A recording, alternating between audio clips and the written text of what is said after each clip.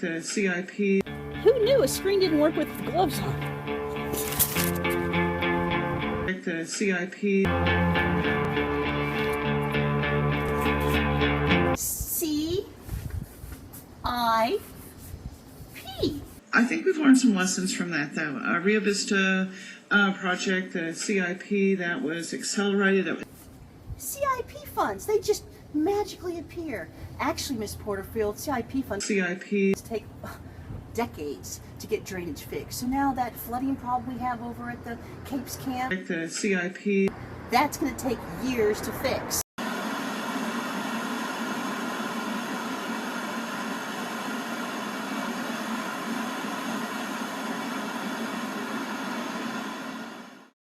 It's got a multitude of different sides. There's no black and white. It's shades of gray. This is a challenging decision. I think for my colleagues up here, this is especially kind of challenging for me because this is my neighborhood. I've lived in this neighborhood for 25 years and was a part of that flood back in '98. And I still remember my family being evacuated over to San Marcos High School and sleeping on cardboard boxes. And living at the time at Comanche Hill Apartments and eagerly trying to get a ride from a National Guard armory to just take me so I can find my parents. It is a gray area. And I have to appreciate that all the people say, hey, the vast majority, 75%, said we want this parkland. The same percentage also said, don't send us a bill. It isn't black and white. You know, I've had numerous people call and say, hey, this is a no-brainer. Thank you, Mayor, and I agree with you, Mayor, that that we all take this very seriously, and we all have listened. It was great that so many people showed up tonight to express themselves and all the emails we got. Excuse me. I think we've all done our homework. Some of us have visited the sites. We all value the river. You know, I was in the flood of '98. I didn't sleep on cardboard at the high school bed. I had a baby on my hip and a toddler. I had to whack out of a house on Riverside Drive, and the car died. And anyway, so we, 4 feet of water in the house. We lost everything. So I think we've learned some lessons from that, though. Rio Vista project, the CIP, that was accelerated. One of the questions that one of the speakers brought up was, well, you study philosophy and ethics. Understand both sides. Well, the thing is that it's not two-sided. Whenever you look at anything from a philosophical or ethical standpoint, it's got a multitude of different sides. There's no black and white. It's shades of gray.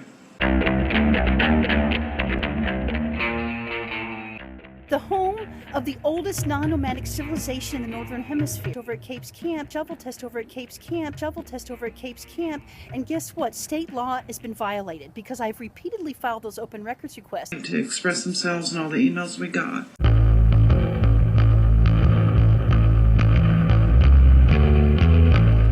That's been caused by a rezoning vote that the mayor himself made. This is my neighborhood.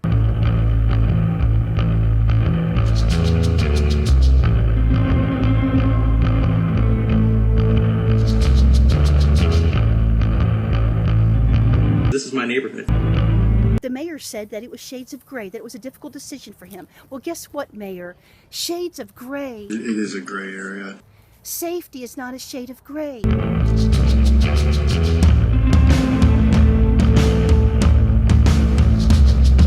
There's no black and white. It's shades of gray.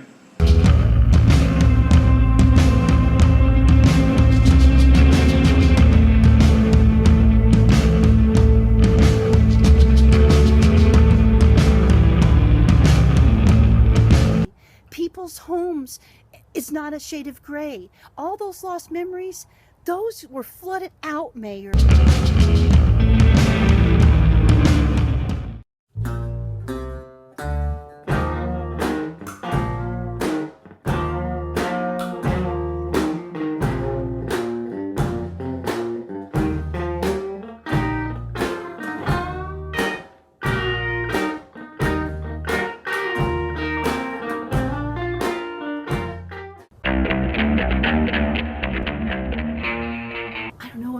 have some remorse for all of the trees that have been cut down for development, or all the businesses that have gone under because of road construction.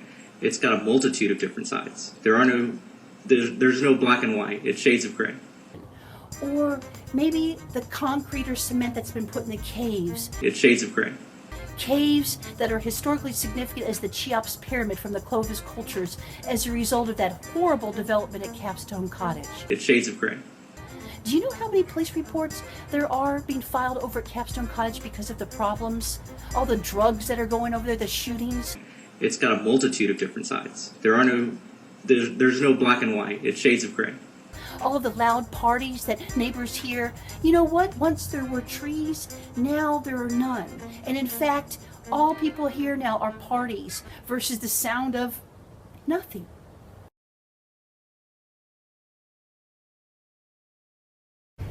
We need a mayor that's a little more concerned.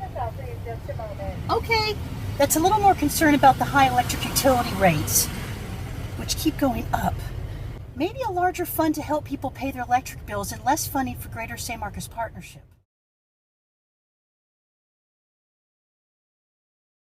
One other thing I'm quite concerned about is this notion of remediation.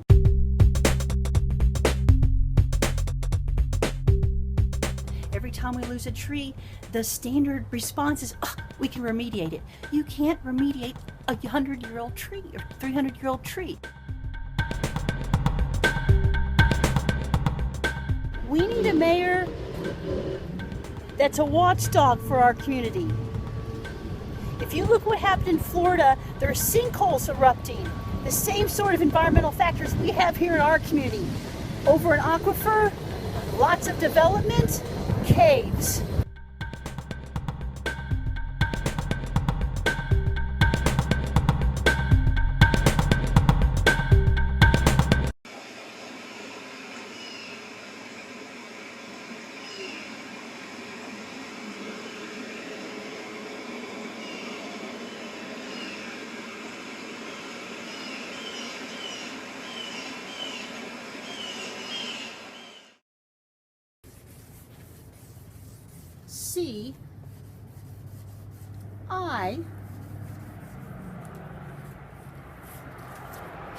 CIP project, the CIP that was accelerated, that is finally been completed. Thank goodness for the CIP. CIP that was accelerated. Thank goodness for the magic wand. CIP.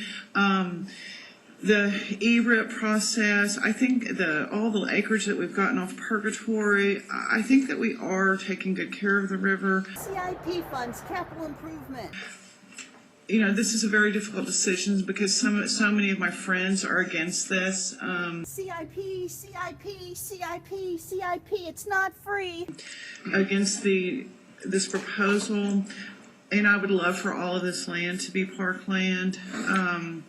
But I think that we have done a good job of keeping the river healthy. The magic wand of the CIP, the CIP, the CIP, the magic wand of the CIP. Guess what? The CIP funding is not going to fix the drainage over in the Blancos. The only thing that's going to fix the flooding is to tear down that wall. I think all the acreage that we've gotten off Purgatory. It was a perfect onyx scraper, and it was right here in this area, and it's on film. So in case you're wondering, if the rain had continued, then what would have happened? Because look how high the water is, y'all. It's Sunday, by the way. It's Sunday, almost beer time. Not quite yet. So the rain was Thursday night, Friday? And this is literally, my house is